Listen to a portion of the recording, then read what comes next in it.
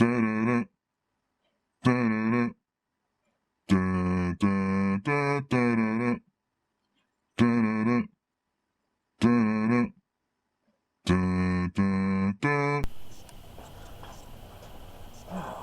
right. This is the Fix It Friday for today. Um, we've been pretty busy the last couple of weeks, so we haven't had time to really do anything as far as Fix It Friday goes. We went and got this van 2 weeks ago now, and yeah, 2 weeks ago now we went and got this van, and then last week Mike was gone. Went to New Jersey with Jeff. So I can, be out here. I'd be up front. We just haven't had a lot of time, and so we haven't been doing I haven't been doing the Fix It Fridays. But I wanted to get something out there, and so what I'm going to do today is we'll talk a little bit about what happens when you get into buying, selling, trading, hustling used cars. I've been doing it since I was 17. I'm 44 now. So,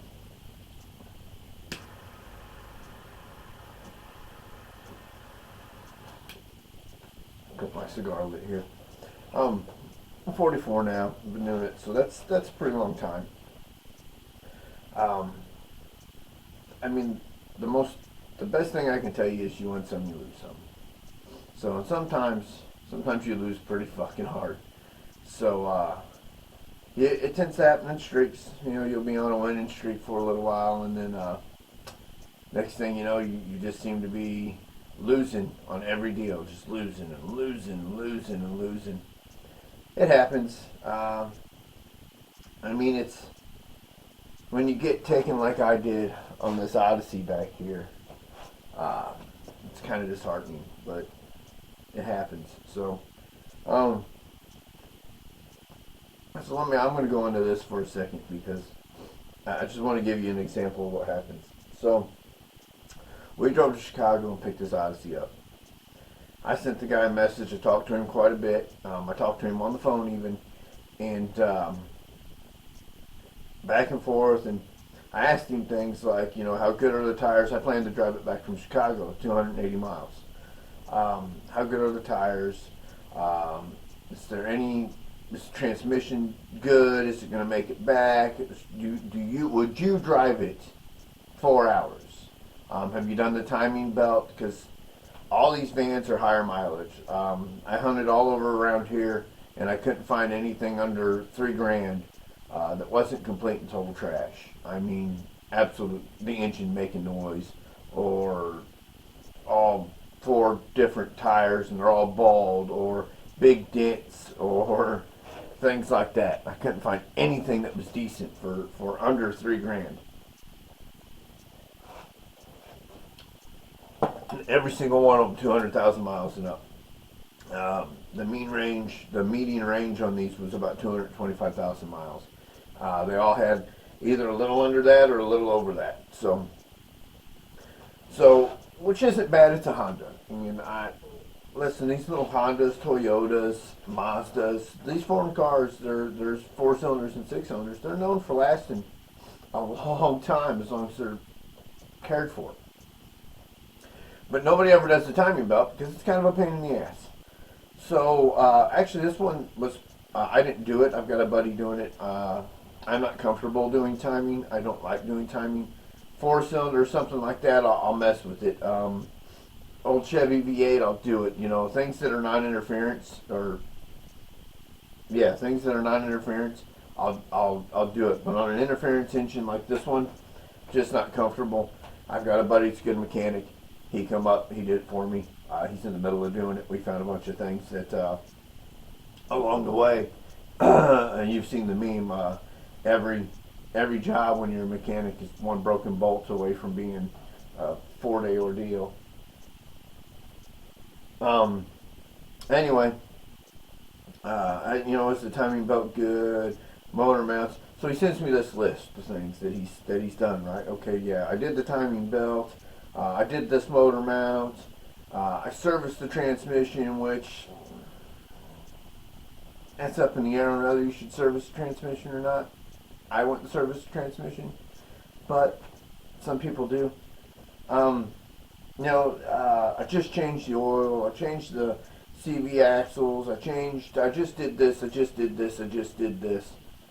I said, okay, I'm going to come up. Is there anything I need to know that isn't mechanically related, while I'm on my way up there?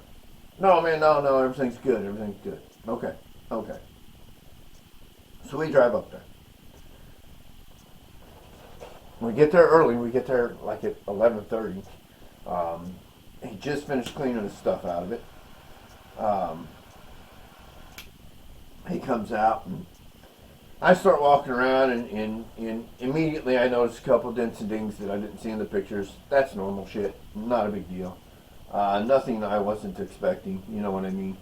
Other than that, it's overall pretty clean on the outside.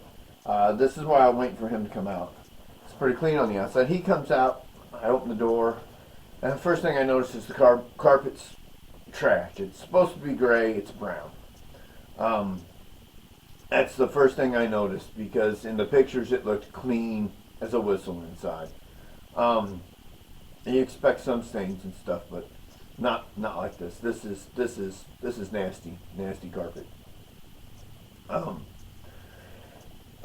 Unhappy, but not a deal breaker, right? I mean, it's mechanically sound. All these things are done. Not a deal breaker. Okay, so not too pleased. One of the rims is a replacement, and it doesn't match. And instead of being black and chrome, it's all black. Didn't see that in the picture. You didn't tell me. Again, no, not a deal breaker. Get around. I started. I'm walking around. I'm listening to it run. Sounds great. Runs great. Sounds great. I didn't test drive it before I agreed to buy it because I'm already in Chicago. Unless it didn't move. I wouldn't know about any problems unless I'm down the road already anyway. So I made a lot of mistakes that I normally wouldn't have made, and I made a lot of decisions I normally wouldn't have made if I had been local, if I hadn't been 4 hours away. I get around to the driver's side. I try to roll down the windows. Windows don't work. Tells me the master switch is bad. That's if I'd have been local, I'd have walked away from it because maybe the switch is bad. Maybe all the windows need regulators. Maybe they're all jumped. I mean, it's just things he should have told me. So nonetheless, I pay him almost his asking price. I got him down like $200, which,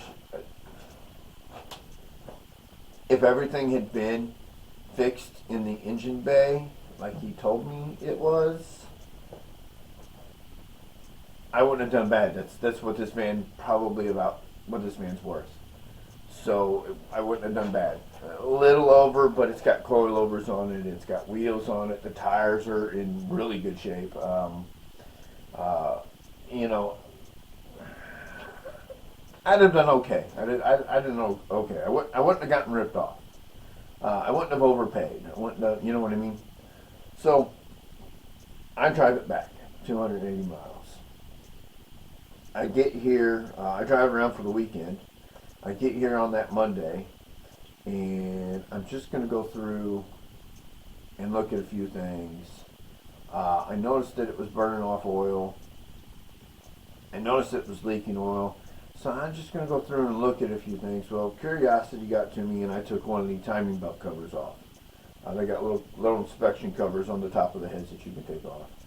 And I took one off. And this is what I found. This is what I found. So the whole belt's like that. And if you know anything, you know that's bad. That's very, very, very, very bad. That's a 290,000 mile timing belt is what that is. It's never been changed ever. How it lasted this long, I don't know. How I got lucky driving 280 miles on the highway with it like that, I don't know. I just did. Someone was looking out for me that day, I guess. I so I call my buddy. He says he'll fix it. Right. So he comes over. He fixes it. He starts taking it apart, and we discover a problem that led to this. This is a metric bolt 1.5. This is a standard bolt, and this is the 1.25 metric bolt that came out of the engine mount that we found loose. It was loose. Okay. What they did was they took this apart at some time. They didn't change the timing belt, so we don't know why they took it apart.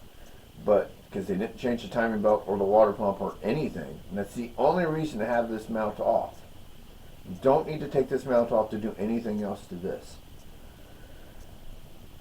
And they completely fucked it. They fucked it. Fucked it. And they put a bunch of Healy coils in it, and the mount was loose, and we weren't sure why the mount was loose.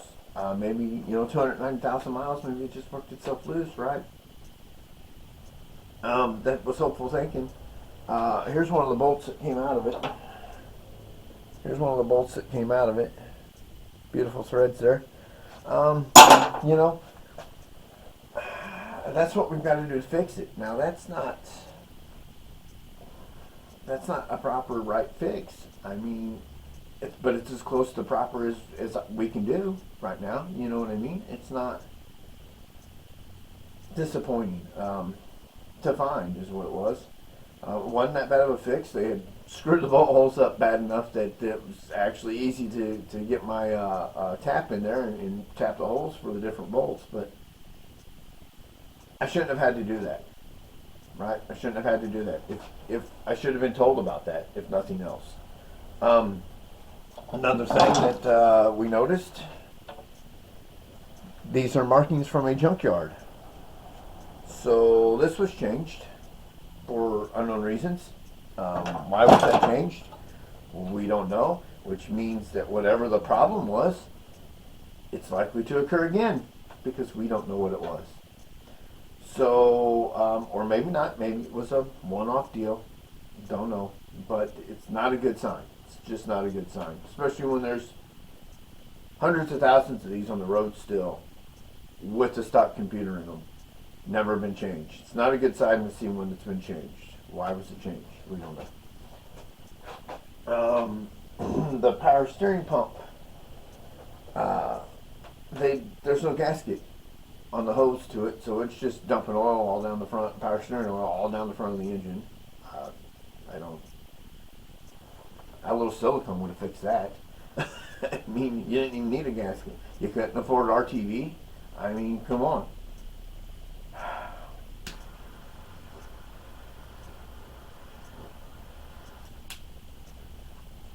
So I took a beating on it. That's the end of that story. I took a beating on it. And I kind of want to share a couple of things that if you're going to get into doing this, you can look for. The first thing you should look for is it's a bad sign when you see brand new motor oil in it. It's a bad sign. Usually that means they're trying to cover something up. It's a bad sign when you see brand new transmission fluid in it. If you pull that transmission dipstick and that fluid is solid red, that's a bad sign. It's a really, really bad sign. Bright red brand new transmission fluid usually means they're trying to cover up a problem. They're either losing it real bad and having to pour it in all the time, or same with the engine oil. That's a bad sign. A couple things to look towards to see if it's, is the engine compartment clean. If the engine compartment's clean, that's a pretty good sign. I mean, you're going to see some oil and stuff on the engine that, you're buying a used car. It's going to have been leaking oil. They all start leaking oil eventually.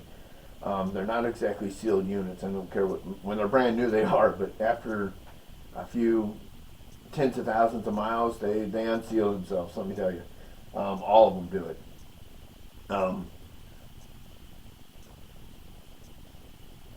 Tires, are all four tires mismatched? That's not a very good sign. Depending on the kind of deal you're getting, that's not a very good sign. Just general maintenance items. are the general maintenance items that aren't really that expensive to keep up on. You know, you watch out for those things because they may not be expensive to fix, but the fact that they haven't been fixed may be indicators of other problems. So, these are all things to look for when you're considering what the price is you're going to pay to buy the thing. One of the big things is the interior. And I'm not talking about is the interior dirty like they got kids. I'm talking about are they even clean enough people to take the snot rags out of the door? You know what I mean? You blow your nose, you crumble it up, you stick it in that little door pocket. I do it. Are they even clean enough people to do that before they sell the damn thing? Are there French fries and shit all over the floor? Are there, you know what I mean? Have they never ever cleaned the thing? Now, a lot of people will detail a car, will clean it really, really, really, really good before they put it up for sale to hide the fact that they didn't take care of it at all. Used car dealerships do that. So, I mean, if you go to an individual's house and the interior is just absolutely trash, there's McDonald's, look under the seats. Because nobody ever gets under the seats. They might vacuum the rest of it, clean the rest of it, but they're not real good at getting under the seats. If there's food bags and stuff in it, that's a sign that they didn't take care of the car. It is. They probably rode it hard. If you're buying a foreign car, that's another good thing. If you're buying a foreign car, you can't see this thing. I don't know, maybe I can lift it up enough you can see it. No, you can't. If you're buying here, I can show you. If you're buying a foreign car, and instead of these stock airbox, you see one of these, and a cone filter, that's a very bad sign. Walk away normally walk away. This one has that shit on it, 4 hours, and I didn't walk away. So, but I would say you probably don't want to buy that car. That means it's been beat on. That somebody thought they had a race car and they just beat on it. I mean, like I said earlier, these foreign cars they're notoriously reliable and they can take a beating, but that might not be something you want to get into. They've not been nice to it, especially if you find that and it smokes on startup or at all anywhere else.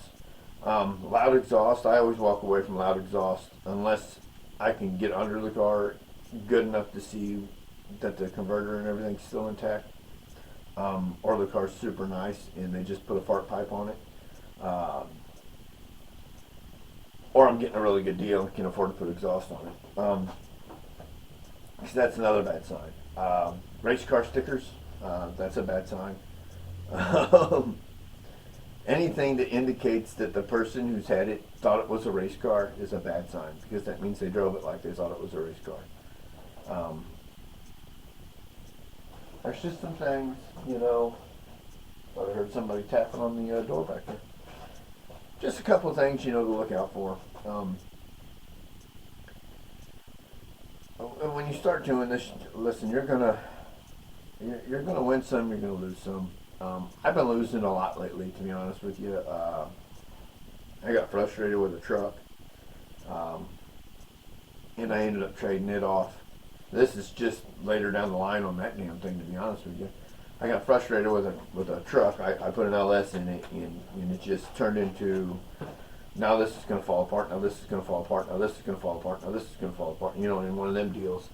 And I was done with it. I was just done. So I traded it to what was supposed to be a really nice Yukon, and the kid flat lied about everything on it. Just flat lied for no fucking reason about all kinds of shit. And I was so mad about him lying when there was no reason to lie to me about any of it.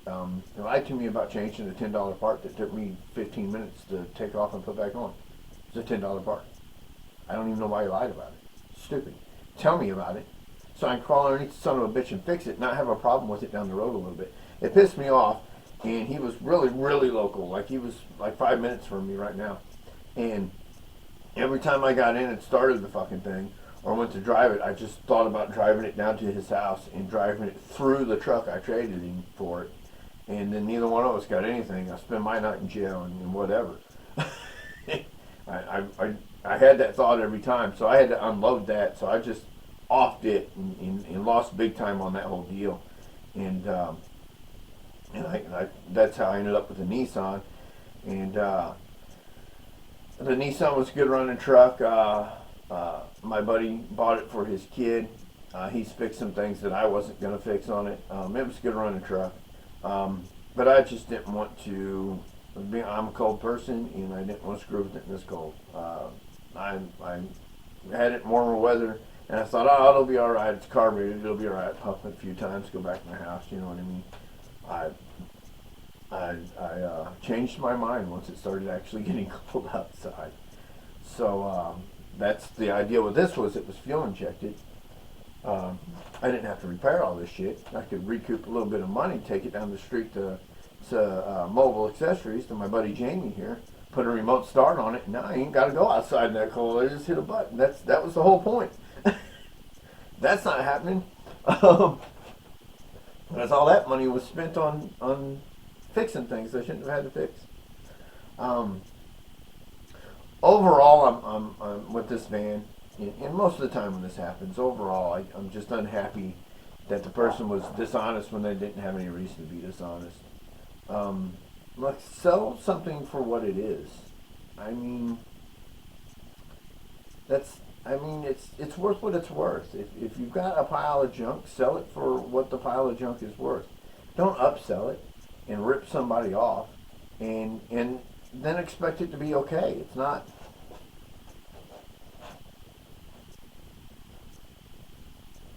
It's not the way you should be in life. I don't even remember doing that as a kid.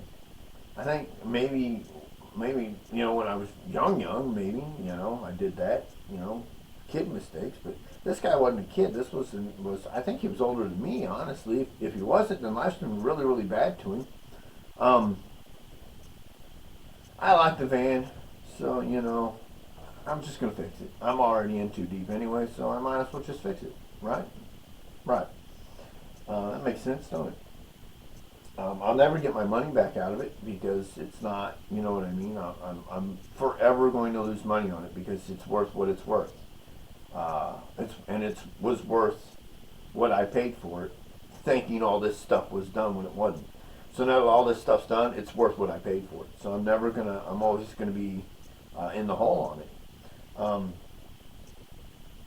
I'm not unhappy with the van. I like the van. I got an appointment to get the carpet cleaned. I think that guy's going to do a good job cleaning the carpet. I went to the yard and found the back seat for it. The back seat was missing too, which he didn't tell me. I went to the yard and found a decent back seat for it. Actually, a really nice back seat for it. And while I was there, I happened to see a good driver's seat. The driver's seat in this has some tears in it, which driver's seats normally have tears and rips in them. They take most of the wear. So I've found a great driver's seat that doesn't have any rips or tears in it. It's in good condition. So I've got that to fix. They are in the yards. My plastic's kind of tore up in the back on the sides. So I'll just go down, I'll recoup a little bit of money, and I'll go down and get those for it. And I just wanted to give you some advice on if you're going to start doing this, what you should things you should look out for. I think I pretty well covered them all. Steering, if you move the steering, stick your head out the window and move the steering wheel. If you can move the steering wheel a bunch and you don't see the tire moving, bad front end parts. Take that into consideration when you're trying to negotiate a price. You should never pay somebody's full price because their full price is normally not the price they actually want. Normally they've all got some room. You start high, and once you start low, you can't go high. So you start high and you just go lower. Most people know that. Just some things to keep in mind. Some common sense things that you think about along the way. Just be real careful when you're looking at something, and take everything into consideration, even things you think that are non-consequential. If you can work on cars, then maybe they are non-consequential. But even things that you think are non-consequential, like the windows not being able to roll down. Yeah, it's wintertime, but that's going to be a problem later. You know what I mean? So unless you know how to fix the windows, you need to take that into consideration a lot. A lot of things like is the if people tell you highway miles, let me tell you how you can tell if something has a lot of if they're actually highway miles. If they got an armrest, it'll be wore the fuck out because of the leaning on either side, because of the leaning. Because if you ever taken a road trip, that's what you lean on. It's the armrest, right? So that'll tell you if it's got highway miles. A lot of people like to say that like it's better too. I don't know. Miles are miles, in my opinion. Just keep a good eye on things, and everything matters. When you're looking at a car, everything, even the little stuff, can give you a clue as to how this vehicle was treated. And you should take all that in mind when you're negotiating the price, or if you're even thinking about walking away. I'm going to end this. I've got the regular podcast camera up. We usually keep it plugged in, and I don't have it plugged in, and I can't see where the battery is on it. So if the audio's off, that's why. I'll turn it up when I edit it. But I'm going to end this, and just like I said, just bright red transmission fluid, bad sign. Brand new oil, bad sign. Snot rags and McDonald's bags all over the interior, bad sign. They didn't even care enough to clean that stuff out before you showed up. Things like that. Just even the non-consequential things, like I said, can be a bad sign as to how a car is treated. Fast and Furious style cone filters from aisle 6 at the AutoZone, bad sign. Stickers, race car stickers, greedy, AEM, those are most of the ones I see. Bad sign, bad sign. And things like that. Even the non-consequential things that you don't think about when you're looking at something, they can tell you a lot. They can tell you a whole lot. So keep all that stuff in mind when you're negotiating the price or looking at something to buy it. We're going to get this thing probably thrown back together today. He's going to be up this afternoon. He's probably going to throw it back together today. And I've already, because I don't know much about the transmission. I'm not having a problem with it right now, but I don't know anything about it.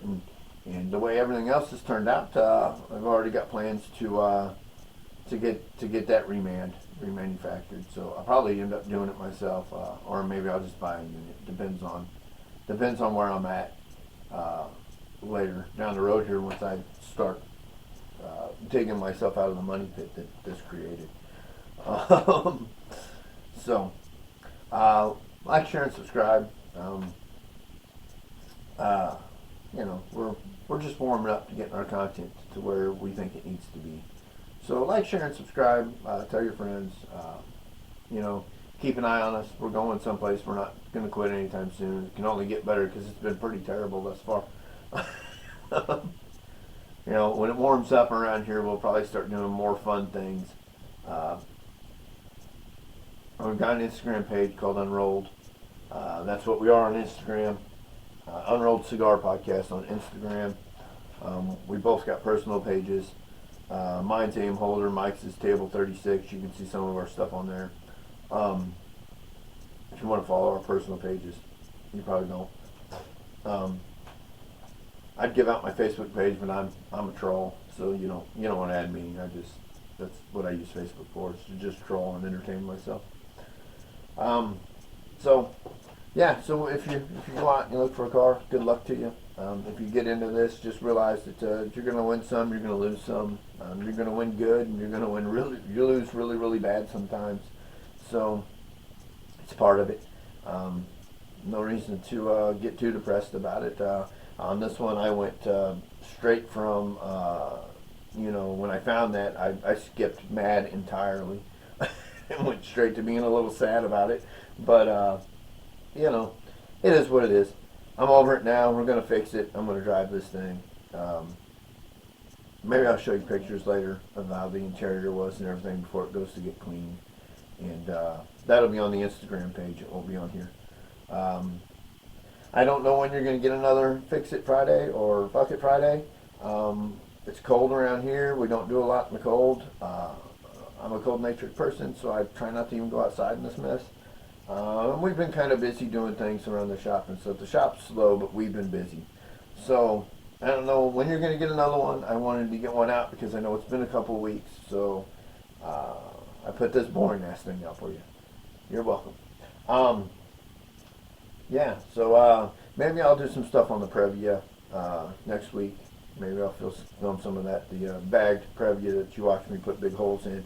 You didn't watch me put big holes in, but I did. So maybe I'll do something on that, or maybe I'll find something else to piddle with in the shop. Shop actually has heat, so have a good day.